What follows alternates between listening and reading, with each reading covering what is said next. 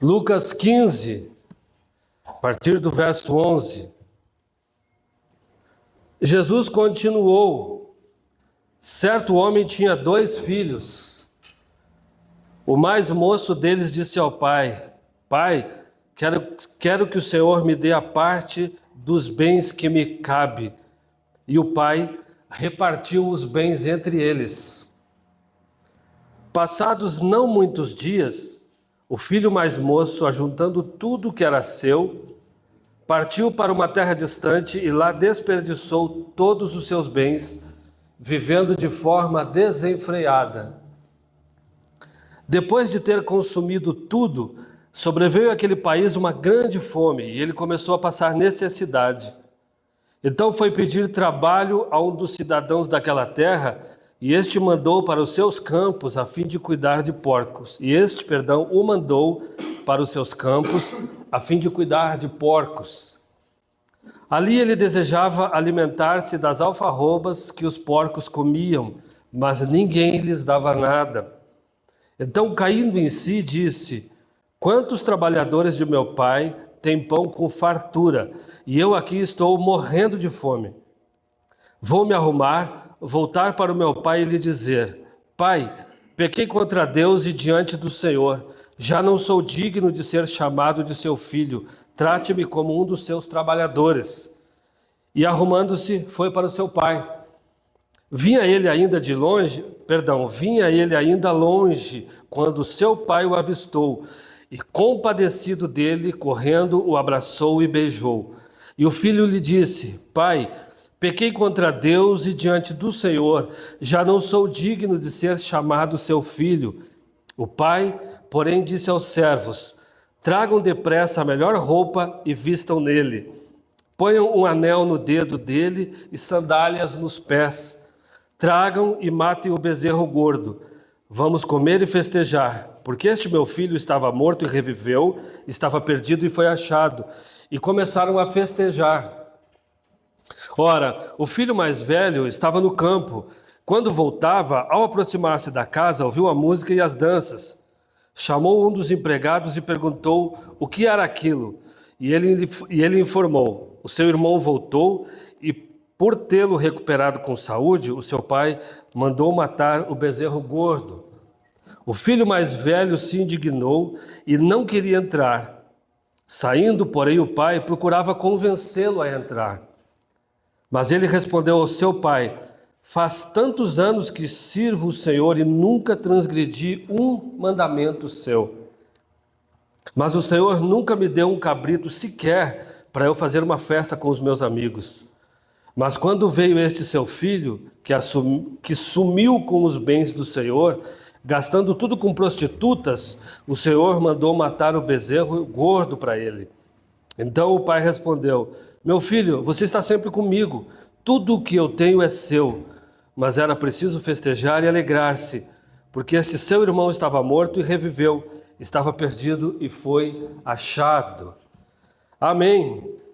Glória a Deus pela sua palavra, né? Olha só, pessoal. Terceira parábola, não é a terceira parábola, é uma trilogia que nós estamos estudando, tá? Porque Jesus vai dizer que é uma parábola só, contada em 3 histórias diferentes. E hoje a gente vai ver essa parábola. Essa parábola, gente, é uma parábola muito rica em termos de questões culturais. É bem importante entender a cultura do Oriente Médio para a gente poder interpretar essa palavra. Mas essa parábola, ela é uma grande revelação do amor de Deus pelo ser humano. É uma revelação do amor incondicional de Deus pelo ser humano, tanto por aqueles que estão fora, quanto por aqueles que estão fora, mas aqui dentro, né? Porque tem filhos perdidos dentro de casa e tem filhos perdidos fora de casa. Hoje em dia está muito na moda a gente falar mal de religiosos, mas é impressionante que estudando a Bíblia Deus ama os religiosos também. Deus ama fariseus, ama saduceus, ama publicanos e pecadores que estão fora das paredes da religião. E essa parábola, ela é uma grande declaração de amor de Deus, gente, pelo ser humano. E a gente vai ver isso pela pela rebelião do filho mais novo. O filho mais novo aqui, ele tem um ato de rebelião contra o seu pai, e ele comete um ato que no Oriente Médio é considerado sem perdão, indigno de perdão. Esse filho estaria destituído completamente do seu direito de filiação naquela cultura, e aí eu acho que ainda hoje, em muitos lugares. Então esse filho, ele é sem perdão diante do pai, diante da comunidade judaica, e ele não é digno de perdão. Ele vai violar vários princípios da lei de Deus aqui, quando ele vai e diz para o pai: eu quero a minha parte da herança, porque eu vou embora. E ele desonra o seu pai publicamente, ele desonra o seu pai diante da comunidade. Para o pai era a mesma coisa que ele dizia assim: você está morto para mim, me dá o que é meu, porque não se pede ainda hoje uma herança com os pais vivos.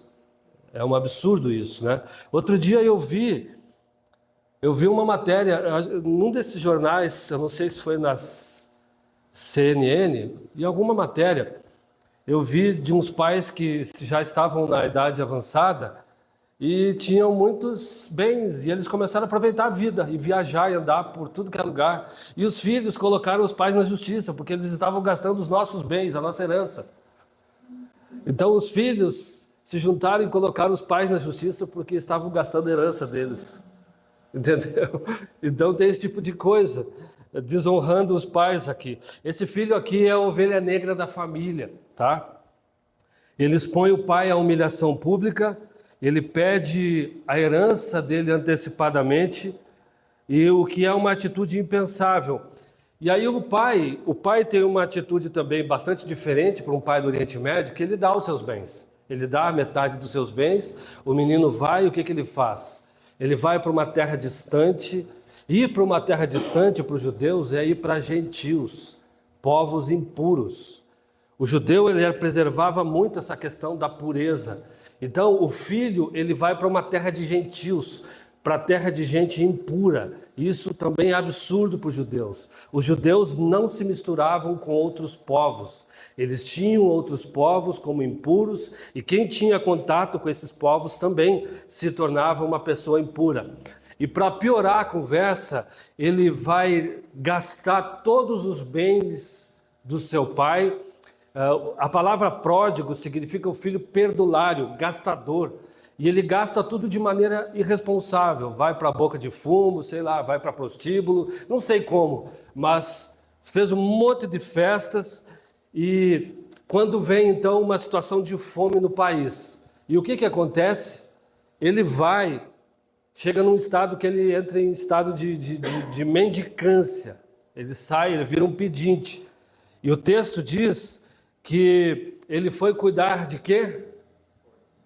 De porcos. A gente sabe o que o porco significa também para um judeu. O judeu não criava porcos, não comia porcos, não tinha porcos no seu território. Então, por quê? Porque era um animal considerado imundo, ritualmente imundo. Quem tocasse, tivesse contato com porcos, também espiritualmente, cerimonialmente, seria uma pessoa considerada imunda. Então, gente, até que chega um momento de tanta miséria que ele chega, que o texto diz que ele está com vontade de comer a comida dos porcos. Que o desejo deles é comer, o desejo dele é comer. Só que o que ele diz, ninguém lhe dava nada. O pessoal não dava para ele nem a comida dos porcos. Então o texto aqui está falando simbolicamente de uma pessoa que ela cai no extremo do pecado. Que ela vai no mais fundo do pecado que alguém pode ir. Mas o texto vai dizer também, gente, que esse menino tem uma atitude muito interessante. Qual foi? Ele caiu em si, e o que isso representa? Ele teve arrependimento. Ele se arrependeu e ele pensou comigo mesmo: quantos empregados de meu pai comem muito melhor do que isso? Então o que ele fez aqui? Eu vou até o meu pai, vou dizer: pai, eu pequei diante dos céus e diante do Senhor. Então eu quero que o Senhor me restitua pelo menos a dignidade de ser um empregado seu. Certo? Então ele vai, se arrepende e ele volta ao pai. Uma coisa que eu estava pensando aqui, enquanto eu estava meditando e lendo nesse texto, é sobre as escolhas, muitas vezes egoístas, gente, e irresponsáveis que nós temos enquanto cristãos, ou enquanto seres humanos. Esse filho toma decisões sem pensar nas consequências que ele está gerando para o seu pai, sem pensar na consequência da dor que ele está gerando para o seu pai, para a sua comunidade. Esse menino resolveu romper com o relacionamento com a sua família. O que ele fez foi romper com a sua família. Ele rompeu com o seu pai, ele rompeu com a sua fé, ele rompeu com a sua comunidade, ele rompeu com a sua cidade, ele rompeu com a sua cultura. E ele fez o que de pior um judeu poderia fazer. Vai para a terra de gentios, vai festejar com os gentios, vai jogar fora o dinheiro dos pais, conseguido com suor e com trabalho, vai gastar esse dinheiro de maneira irresponsável. Depois ele para cuidar de porcos, para tentar comer comida de porcos. Então, ele teve uma atitude irresponsável, uma escolha impulsiva e egoísta, que ele toma essa decisão sem pensar nas consequências que isso vai gerar, tanto para a família quanto para o pai, para a vergonha pública que ele está submetendo o pai dele. E aí ele cai em tempos de sofrimento. E uma coisa que a gente precisa pensar, que o nosso sofrimento, muitas vezes, é resultado de escolhas erradas que a gente faz. Muitas vezes o nosso sofrimento, as batalhas que a gente enfrenta, elas são consequências de atitudes que nós tomamos, irresponsáveis, escolhas erradas, de negligências que nós temos muitas vezes. Tudo isso, a gente muitas vezes acaba colhendo sofrimento, né? Tem um texto de Oséias que fala sobre aquele que planta vento e colhe tempestade. Então esse menino, ele está colhendo o sofrimento que ele plantou na vida dele. Mas o texto vai nos ensinar também sobre a importância, gente, da gente entender o que é arrependimento. Muitas vezes a gente não para consertar os erros que a gente fez na vida da gente. A gente não para cair em si. A gente não se arrepende. A gente não volta, a gente não pede perdão, a gente não restitui o mal que a gente causou para os outros. A gente não para restituir a dor que a gente causou em outras pessoas, o sofrimento que a gente trouxe para outras pessoas. Nós lidamos com isso muitas vezes sem reparar a injustiça, o sofrimento, o dano que a gente trouxe. E esse jovem aqui nos ensina que Deus não aceita qualquer pecador, que Deus aceita o pecador que se arrepende. Deus ama os pecadores, mas Ele recebe de volta. As 3 parábolas vão nos falar sobre isso, sobre o pecador que se arrepende, sobre o pecador que reconhece o seu pecado, sobre o pecador que confessa o seu pecado, sobre o pecador que não bota o seu pecado por baixo do tapete, que não esconde, que não passa pano para o seu pecado, mas de alguém que volta para a sua comunidade e se expõe à humilhação de dizer: Pai, eu pequei também. Eu pequei diante dos céus e pequei diante do Senhor, por isso me trata como um dos teus empregados. E essa atitude de humildade, a gente precisa entender ela e praticar ela sempre, seja dentro de casa, seja com a esposa, seja com o filho, seja com o pai, com a mãe. A gente precisa restituir. Arrependimento na Bíblia está muito ligado, não é com culpa, mas está ligado com restituição. Quando a gente causa danos materiais, a gente restitui. Quando a gente causa danos morais, a gente restitui também. Quando a gente ofende, a gente restitui, a gente pede perdão, a gente volta. Então não é lidar de uma forma qualquer com o pecado, com os problemas que a gente enfrenta, mas restituir aquilo que a gente causou de dano na vida das pessoas. Eu, como pastor, e vocês aqui já sabem também, de tantos pais em boca de fumo, em boca de crack, não sei aonde, buscando filhos, né? E uma pergunta que eu faço aqui é por que esse pai não foi atrás do filho? Vocês já pararam para pensar por que esse pai não foi buscar o filho? Não foi atrás do filho? Porque essa era uma função do filho mais velho. Culturalmente, era o filho mais velho que faria essa ponte de correr atrás do irmão e de restituir, de trazer essa reconciliação entre o pai e o irmão. Mas o filho que ficou, estava nem aí. Era melhor ver o irmão morto. Mas a aplicação que a gente faz aqui agora, o comportamento do pai é mais estranho ainda. Porque o pai podia não ter dado nada, mas ele simplesmente cedeu a sua parte. E o pai deixou o filho embora, mesmo diante da desonra. Ele poderia ter punido aquele filho, poderia ter destituído ele. Você não é mais meu filho, não volte mais nesse lugar.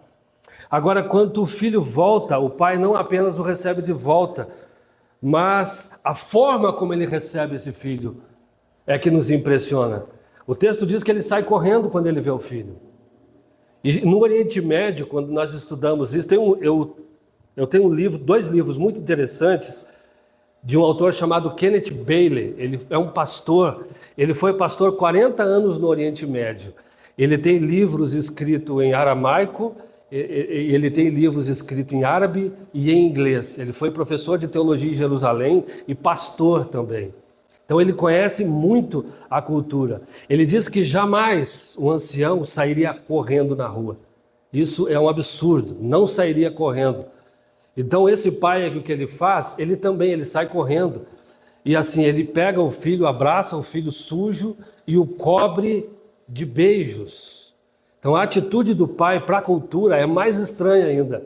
Mas o pai se expõe até uma certa vergonha e humilhação pela felicidade que ele tem de ver o filho chegando. O texto dele diz, gente, que ele se encheu de compaixão, certo? E ele corre em direção ao filho, ele sente compaixão do seu filho. E o que é que o menino diz para ele? Me trata como um dos teus empregados. O texto original fala, me trata como um dos teus escravos. Então, ele quer voltar para a casa do pai, e não importa se ele vai voltar como escravo. E a atitude do pai, qual é? Tragam a melhor túnica. De quem que vocês lembram quando lembram de túnica? De José do Egito. A gente sabe que o José do Egito era meio que o filho preferido. Ele ganhou uma roupa muito especial, uma túnica muito especial. Porque José era filho da velhice, foi filho do seu pai num momento muito especial. E ele andava com a melhor roupa que tinha, né? E esse homem vai restituir a melhor túnica para o seu filho, vai lhe colocar um anel nos dedos, no dedo, e uma sandália nos pés. Ele vai lhe restituir uma posição de dignidade. Então, e para piorar isso na mente dos ouvintes de Jesus, que um filho indigno estava sendo tratado agora, o que ele vai fazer? Ele dá um banquete. Ele não dá uma xingada básica no filho, ele não dá uma lição de moral no filho, não dá umas chineladas no filho, ele faz um banquete em honra e para festejar a volta desse filho. Eu vou falar português com vocês aqui. Esse pai aqui, aos olhos de um judeu daquela época, esse pai é um otário. Esse pai está agindo como um otário, como um trouxa. Na verdade, nenhum pai teria essa atitude. Jesus descreve Deus aqui quase que como um otário, por causa do amor de Deus pelo ser humano, pelo perdido, e a forma como Deus se expõe por amor ao perdido. Esse pai aqui, aos olhos humanos, então, é algo inconcebível. Então Jesus ele meio que está chocando os seus ouvidos quando está falando desse pai. Esse texto, gente, ele fala do grande amor que Deus tem por cada um de nós, do grande amor paterno que Deus tem por nós. Esse texto está dizendo que Deus nos aceita de volta não importa o tamanho do pecado que nós cometemos. Com muita frequência, a gente como pastor lida com pessoas que estão cheias de culpa no coração por conta de alguns pecados que cometeram. Mas o que o texto está nos ensinando é que Deus não está muito olhando para isso. Quando o nosso coração está arrependido, Deus de fato ele tem para nós uma posição de filhos e de filhas. Quando eu fiz o meu TCC na Faculdade de Teologia, eu fiz sobre a paternidade de Deus no Evangelho de João. E só no Evangelho de João, Jesus chama Deus de Pai 117 vezes. Em 21 capítulos, Jesus chama Deus de Pai 117 vezes. Os judeus não viam Deus como um pai. Eles não tinham essa visão de Deus como pai. Quem vai trazer essa visão de Deus como pai é Jesus. Porque até então, os fariseus viam e os saduceus viam Deus como um senhor. Como um senhor irado, como um senhor que julgava, como um senhor que punia. Hoje a gente consegue entender um pouco melhor essa questão do amor paterno de Deus. Mas para alguém daquela época não era tão fácil assim. Para ser uma pessoa aceita por Deus, a pessoa tinha que andar na linha. E Deus, ele amava aquelas pessoas que andavam na linha, que eram obedientes aos mandamentos. Para eles, Deus não amava pecadores. Jesus não só diz que Deus ama o pior dos pecadores, como o recebe como filho, e ainda Jesus está falando sobre a paternidade de Deus. Eu não sei se você tem alguma dificuldade nessa questão de ver Deus como pai, de entender a paternidade de Deus. A gente sabe que essa questão da paternidade está muito ligada, a paternidade de Deus está muito ligada à forma como nós vemos o nosso pai terreno. E às vezes a gente teve um pai terreno que não representou Deus direito. Foi violento, foi ausente, enfim, teve lá seus defeitos. Só que Deus é o nosso modelo de pai perfeito. E é isso que Jesus está dizendo, que a gente pode chegar diante de Deus como pai. E eu quero falar por último sobre o filho mais velho, o filho que ficou. O filho que, quando está chegando em casa, porque eles passavam o dia, dias às vezes no campo, e as festas também duravam às vezes uma semana. Não era festinha que nem a gente faz agora, que uma festa tal, sábado à noite. Festa para os judeus às vezes duravam semanas, às vezes uma semana inteira, 2 de festa. Então aquele cara deve ter passado tempo trabalhando no campo, e quando ele volta, ele observa um barulho estranho, está rolando um pagode, está rolando um churrasquinho, e o cara chega de longe e pergunta assim: o que está acontecendo aí? E aí ele percebe que o filho voltou, o pai está dando uma festa para esse filho, e ele fica muito indignado. Ele fica muito indignado. E esse filho vai demonstrar que ele também é um filho perdido, porque ele demonstra ressentimento com o pai dele. Ele aproveita aqui para colocar para fora, para vomitar algumas coisas que estavam no coração dele. Notem que ele não quis entrar no banquete do pai. O pai teve que sair e buscar ele fora depois de algumas tentativas. Isso também era uma ofensa. Ele não quis entrar numa festa que o pai dele estava dando em favor do irmão. Então, ele foi tomado de indignação. Será que a gente não ficaria indignado também se acontecesse isso na tua família? De repente um irmão seu gasta tudo, faz metade dos bens do pai, gasta de tudo que é jeito que não presta, e de repente volta lá que nem um mendigo, pedindo perdão. Qual seria a nossa reação? Será que a gente também não... O que vocês acham disso? Qual seria a nossa reação se o nosso irmão fizesse isso? Não foi meio que natural a reação desse filho, de indignação? Então, ele não quis entrar no banquete do pai, mas olha o que ele diz para o pai: eu te sirvo há anos, sem transgredir um mandamento sequer. Vocês lembram dos 99 justos que não precisam de arrependimento? É esse. Eu te sirvo há anos, sem transgredir um mandamento. E ele Esse menino, gente, ele está cheio de justiça própria. Ele está ressentido com o pai. Ele está acusando o pai de favoritismo. Ele diz, esse teu filho. Ele está acusando o pai de favoritismo. Ele está com justiça própria. Ele se sente um empregado.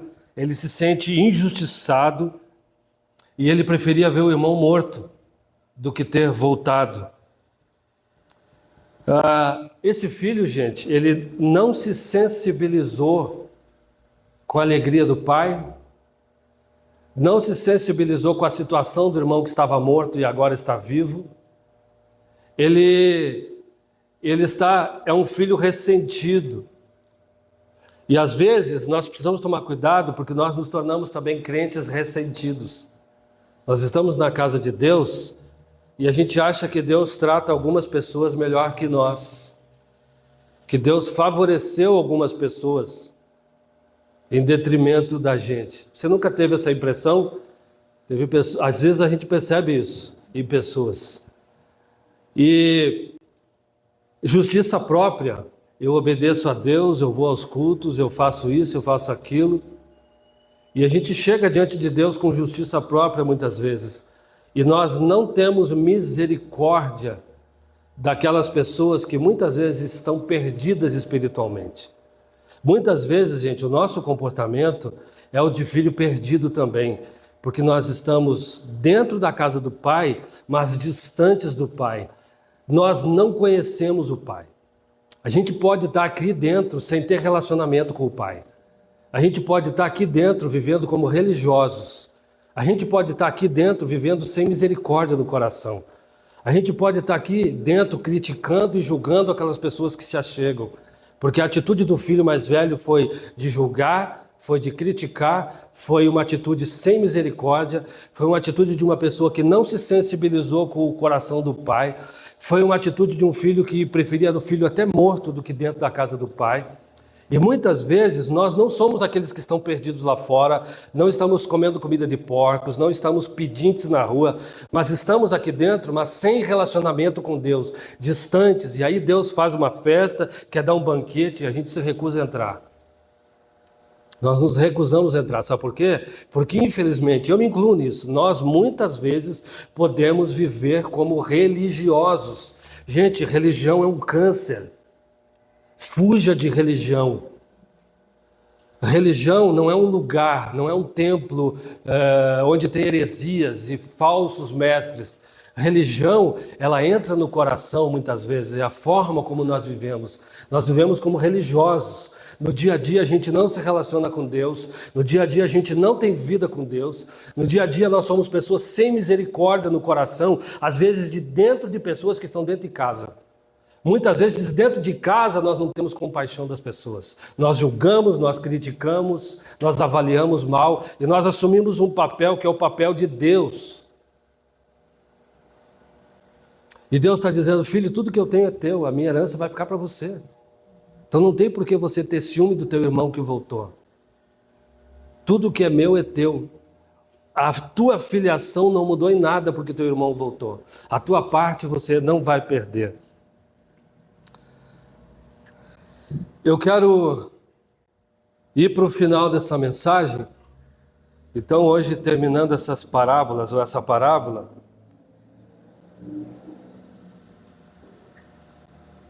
às vezes perguntando assim, será que algum desses filhos me representa? Né?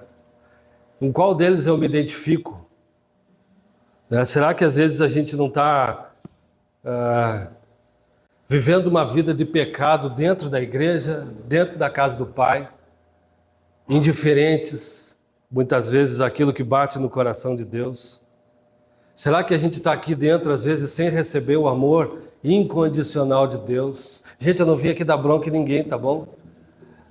Mas a gente precisa aceitar esse amor incondicional de Deus, mas a gente precisa corresponder esse amor com amor a Deus, com misericórdia, com paciência com aqueles que estão pecando, com paciência com aqueles que estão, talvez, não tão conectados com a gente. Uma coisa que eu aprendo de Deus sempre, eu já repeti isso várias vezes, é que nós nunca vamos frustrar o coração de Deus. Você e eu nunca vamos frustrar Deus. Porque Deus não tem expectativas erradas a nosso respeito. Nós nunca vamos enganar Deus. Deus nos conhece. E nos conhece muito. E nós nunca vamos frustrar o coração de Deus. Agora, uma outra coisa que a gente aprende com esse texto é sobre o coração perdoador de Deus, gente. Deus tem um coração infinitamente perdoador.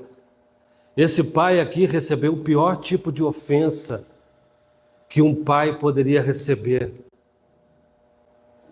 E ele recebeu o filho de volta, ele beijou, ele restituiu a posição de filho, ele perdoou esse filho.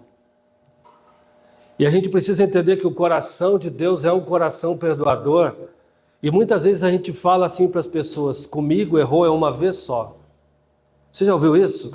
Pisou na bola comigo é uma vez só. Imagina se Deus fosse nos tratar dessa forma. Muitas vezes a gente faz isso com as pessoas: pisou na bola comigo é uma vez só. E Jesus ensina o perdão dos 70 vezes 7. Muitas vezes, quando eu me coloco nessa posição do filho mais velho, é quando a gente julga as pessoas. Falta perdão no nosso coração. A igreja, ela precisa ser mais humana. Precisa ser mais humana nesse sentido. De olharmos para as pessoas com misericórdia, com perdão, estender esse amor perdoador de Deus para os irmãos, dentro de casa, para o marido, para a esposa, para os filhos. Quantas vezes a gente precisa estar com o coração ferido e não consegue perdoar?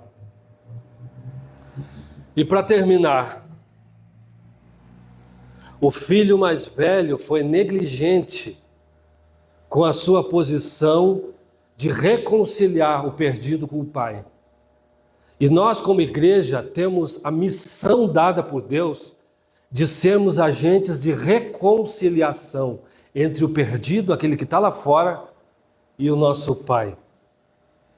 Você e eu, essa responsabilidade a gente não joga para ninguém.